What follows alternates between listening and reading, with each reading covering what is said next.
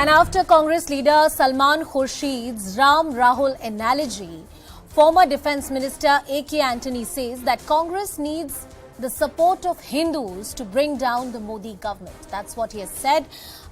We'll try and play out that reaction for you. Let's listen in to A.K. Antony.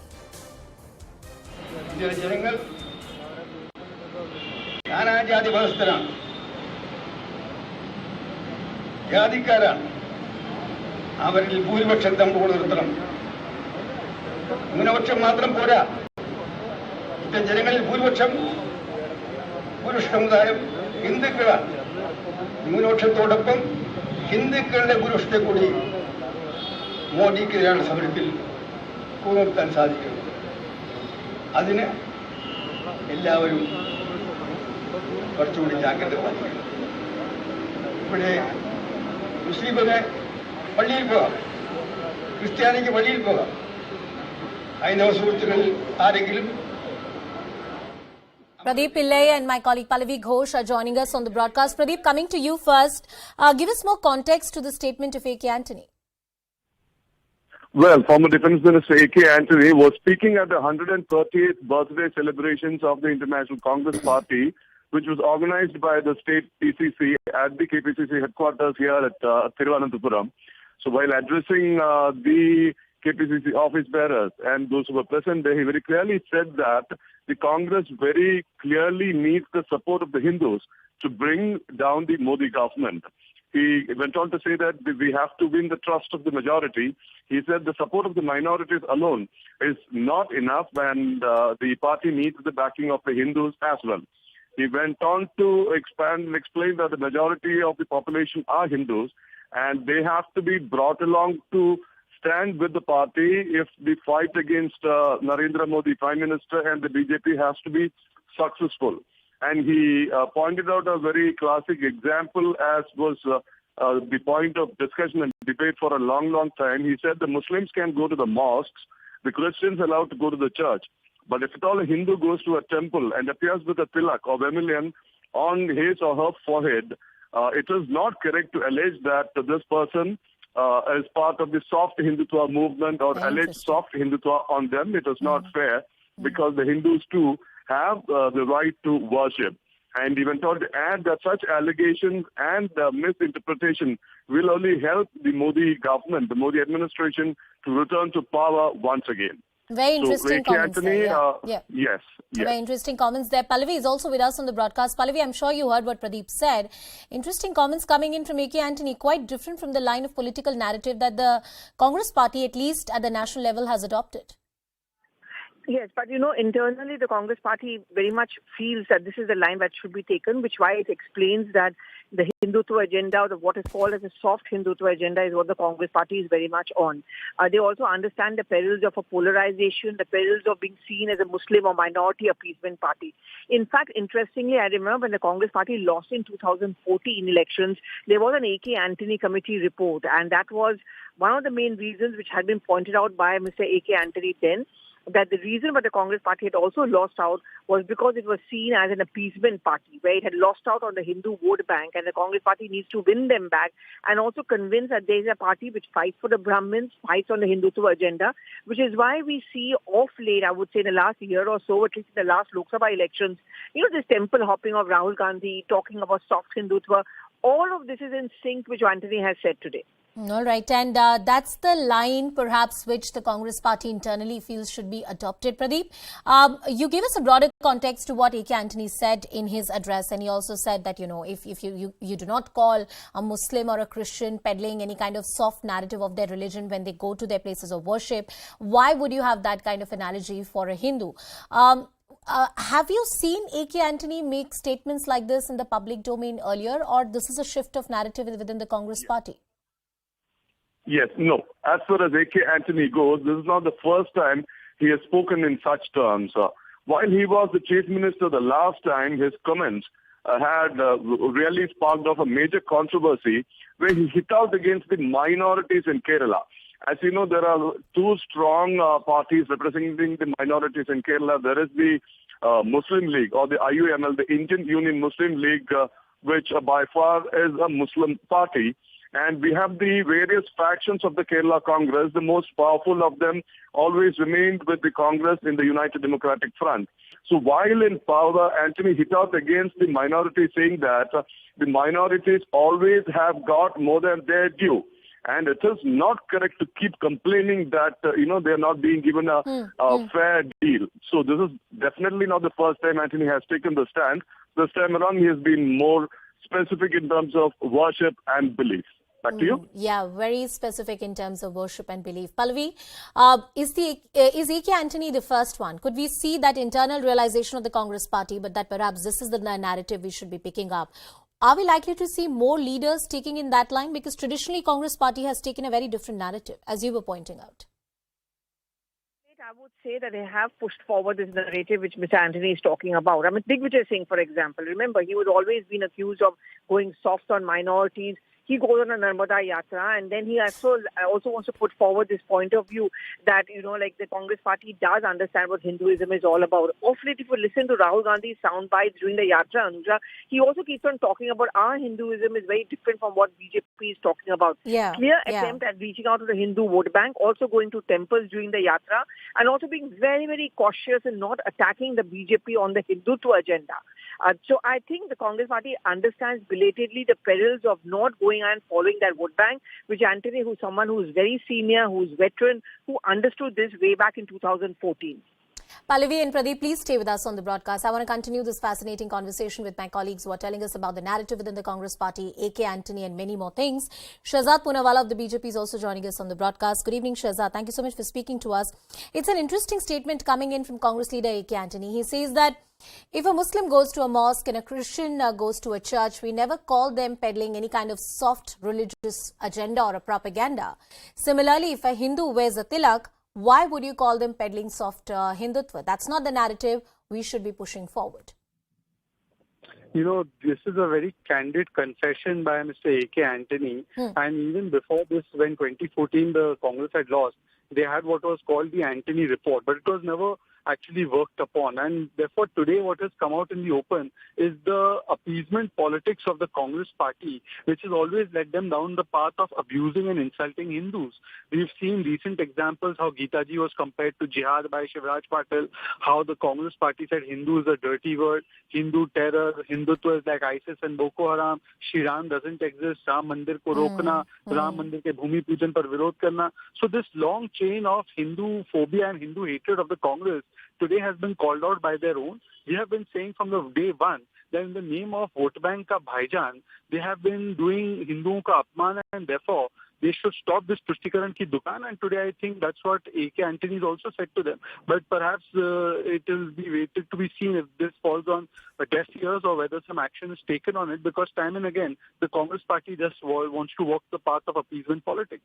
Shehzad, stay with us on the broadcast. Sanjay Jha of the Congress party is also joining us. Sanjay Jha, who's a political analyst and a former Congress leader, I correct my statement. Mr. Jha, should we see this as some kind of admission by the Congress party that they have always followed the politics of appeasement? Because A.K. Antony says we need the support of Hindus as well if we want to bring down the Modi government. That means they've only focused on a certain vote bank. That's what the BJP is saying. Well, before I answer your question, I want to just put it on record that I heard the BJP spokesperson on your show speaking before me. This is a party that has got a Pragya Thakur who's openly talking about weaponizing people and kind of encouraging a violent manifestation of hate in this country. The BJP is polarized the country, is dividing the country, is fracturing the country, is now beyond doubt. And this is a member of parliament, and India's Prime Minister, Mr. Narendra Modi, hasn't said a word. So the BJP, I think, is the most hypocritical, repugnant, and reprehensible party that is a shame to India's democracy and constitution. Sanjay ji, I'll take that question to Shehzad, and I will seek a response on that. The moot point here, sir. Yeah, but first let me answer your question. Sure. Yeah, the answer is very straightforward. The Congress has won 10 of the 17 general elections as late as 2004 and 2009. You think they won it on the basis of just 14% of the Muslim votes? I mean, the country is not, by the way, a Hindu-Muslim binary that the BJP wants it to become. The question is, this country is a secular democracy. I know there are BJP leaders who want to remove secularism from the by the way, I belong to a Hindu community. I'm a very proud practicing Hindu. And the question that you need to ask the BJP spokesperson on your show was more like a Bollywood scriptwriter as to who has given the right to the BJP and the RSS to speak on behalf of a religion. Who's appointed them as the custodians? They're doing nothing but blatant and brazen political mobilization. They're exploiting the Hindus as well. They are abusing the minority community and they're exploiting the Hindus only because they want to. Mr. Jha, I'll take that question to Shehzad, and here is hearing what you said. I'm sure he's going to respond to it. But before that, I want to ask then, how should we see the electoral victory of BJP one after the other if they're exploiting Hindus in this country? Well, I can tell you, this is what they do, right? Because they are basically playing in the psychological mindset that the 80% of India, which is the majority, are under threat from the minorities. I mean, this is a propaganda. Well, sir, if the Congress party cannot come to power, you said more than dozens of elections that the Congress party has won, and they would have not won it merely on the basis of Muslim votes in this country. That's a fair point that you made. In the similar way, I don't think any political party, including the BJP, can come to power merely by quote unquote manipulating their fears or playing the politics of propaganda. To some extent, their development agenda, the narrative of the government has to sit well with the people as well. Just making the same argument to you that you were making to me. Shehzad, I'm coming back to you. There are various allegations that Mr. Sanjay Jha has made. Your response to them? No, I don't think that Congress party takes Sanjay Jha too seriously. So, those who are suspended in situation and in logic, I don't think I need to respond to them. I think it is a moment for the Congress to introspect. A senior leader like A.K. Antony has spoken. Now it is upon them if they want to continue walking down this path where they label the entire country communal like their suspended leader has. Just because they lose an election, they tell the electorate is communal, they call Hindus as terrorists, they call saffron as the color of terrorism, they make analogies between Hindutva and ISIS and Boko Haram. If they want to continue doing that, well, they will see what has happened in Gujarat and those results will continue to emanate. But having said that, the A.K. Antony report and the A.K. Antony comment that has come out, this is a moment that the Congress should use for introspection. They should perhaps sit and ask themselves why in the name of vote bank politics they have pursued a path of abusing, insulting Hindus time and again. And that is what has been called out by A.K. Antony. They should now introspect on this. They should introspect on it. Mr. Sanjay Jha, the BJP has continued to allege that the Congress party has also always followed a politics of appeasement. On repeated occasions on the issue of Ram Mandir and various other issues, the Congress party was not seen siding with the sentiments of the Hindu community. In fact, it was called out to be a communal agenda when there were demands of construction of a Ram Mandir. How do you respond to that? That entire narrative of the BJP that Congress party is quote-unquote anti-Hindu. Well, this is the agenda that has been spread by Narendra Modi and Amit Shah. And we all know why. End of day, you had a Supreme Court telling the government that on hate speech, the government had turned a blind eye. You had the UN Human Rights Commission talking about atrocities against the minority community. I mean, this is a shame, honestly. And let me tell you, as far as this entire vicious and a very malicious propaganda has been done, simple question to the BJP. And, the spared Shehzad, ask this of Narendra Modi whenever he does a press conference hopefully another 1 year. Ask him this question. Do you think that aren't you insulting the voters who have voted for the Congress reputedly in several general elections, more than the BJP, by the way, and several state elections? I don't think the average voter of this country really cares. Average voter of this country is very aware of India's constitution and its rich cultural heritage. The BJP is trying to poison this country. The BJP is basically a party that is so bigoted in its RSS and its complete what I call as the Hindutva color, which is not Hinduism. I believe people like us are the true Hindus who practice compassion, religious tolerance, who have basically a very open mind, who respect the diversity of this country. Not like the BJP. I mean, you know what the leaders say all the time. Pragya Thakur is one, but there are hundreds of hate speeches on record. I mean, anybody can Google it. I mean, you have Amit Shah going to Gujarat and talking about teaching rioters a lesson. You know what he was trying to say? All right.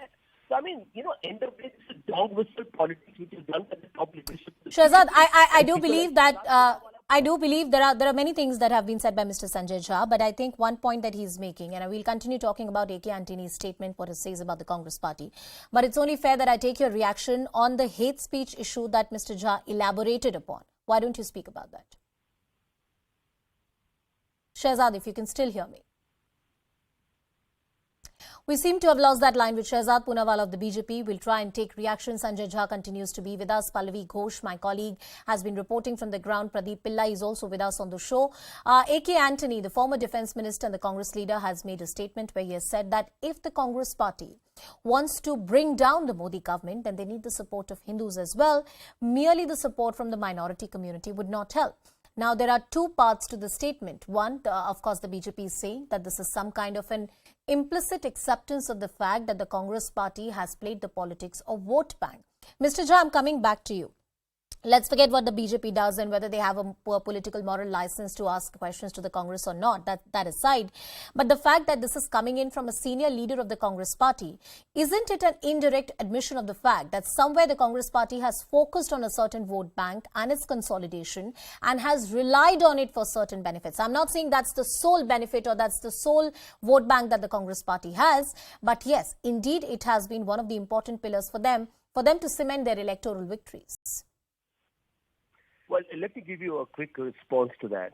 You are aware that recently the Congress party defeated the BJP in Himachal Pradesh elections. What is the minority population in Himachal Pradesh? 5%. So Mr. Antony's allegation is basically, in my opinion, unfounded. But there is a flip side to the story. The flip side to the story is really the Congress's weak communication. You see, the whole game, and you are in media, I think you know it probably better than me, the whole game in politics, at least in our country, is based on optics, is based on perception and atmospherics. Now, all over the world, in every democracy, there is a whole, concept of what perceptions are. They matter. They usually matter.